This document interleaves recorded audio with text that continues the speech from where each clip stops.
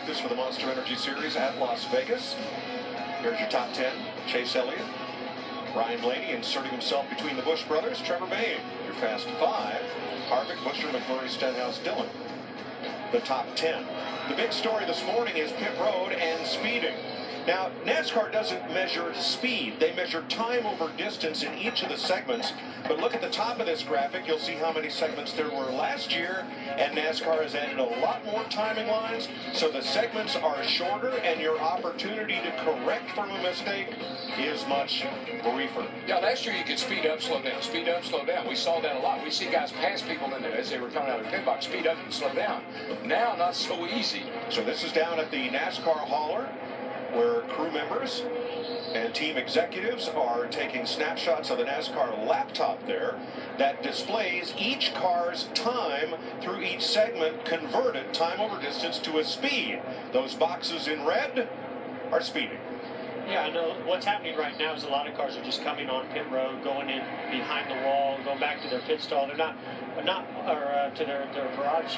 They're not all focused on pit road speed, but you can tell that the crew members that are here on these teams, they are doing pit road speed, and each time the car goes through those segments and finishes down pit road, they're going to take a picture. That is the information that NASCAR has live during every race. When they call a car for speeding, it's because one of those boxes goes red on one of those cars, and they call that penalty down. Now, historically, except for the All-Star race and when this system was first introduced, this information has not been available to the teams during practice. But in light of what's happened at Daytona and Atlanta the last 2 weeks, NASCAR said, all right, we'll make the data available for you to use. Pit road speed is 45 miles an hour. And like your friendly radar cop by the side of the road, there is exactly a 5 mile per hour tolerance. 49.99 miles per hour is not speeding.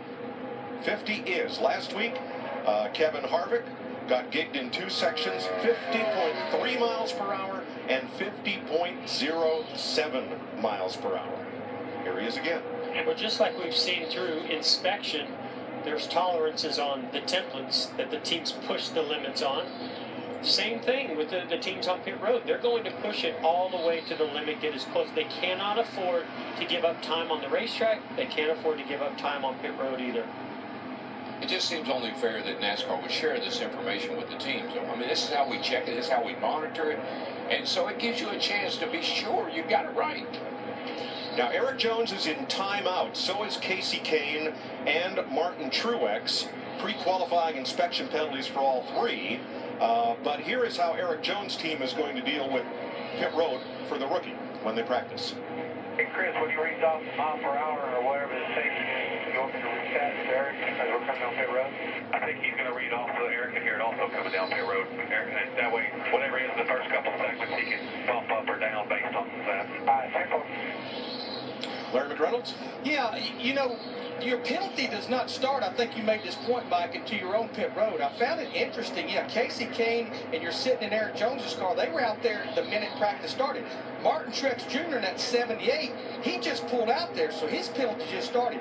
But back to the pit road speeding. I've seen more drivers already early working on this, but Daryl, Jeff, I was telling you guys during commercial break, I'd rather go ahead and do it now. That way I can make an adjustment. But I guarantee you those engineers are not there just to see where they're speeding. They're seeing where they can make up more ground, which could be the good news, bad news about that monitor being down there. Yeah, well, one of the things, Larry, it really makes this track, this pit road difficult is getting on pit road. I mean, if you look where entrance to pit road is, you back up here to turn 4, where you can see the entrance to pit road.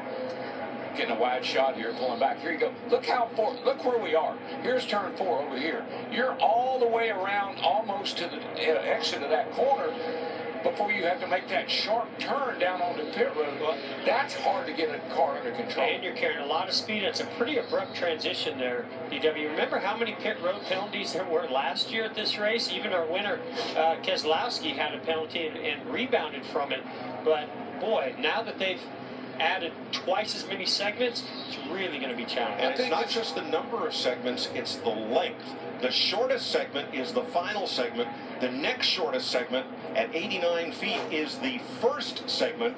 So you can't use that first segment to scrub off more speed, get below the 50 miles an hour, and average it out. It's just too short. And I'll throw one other factor in here. We've talked about the digital dash this year, and there's a filter within that digital dash that the teams get to play around with. And what I'm hearing is the slight delay in the way it's filtered is not giving as true of information as what they had when they just had the tachometer. So there's some adjustment that's happening there, as well as the segments and pushing the limits. Jeff, you've had to deal with this recently, the races you ran last year. I talked to Jamie McMurray this morning. He said different drivers go about it different ways. He said he likes to keep the gas applied and use the brake pedal to kind of keep the RPM down. What style did you actually use? Yeah, and I know some other drivers that do it that same way. I always just tried to hold my foot, so I wanted the throttle spring to be sort of stiff so I could just hold that pedal and not have to fluctuate up and down. It's really difficult. Once you speed a little bit, you know that your lights start lighting up. They're green. Now you might go into a red. When you get into red, that's your signal to back off a little bit. If you back off too much, it's really hard to get back up to speed. So you want to just be able to hold it perfectly. And holding that brake while you hold the throttle, I think is probably the best way to go about it. Yeah, no question. It's easier to modulate speed with the brake pedal than the throttle. Jimmie Johnson has been cruising around the apron for several laps. When we come back, we'll try to find out why.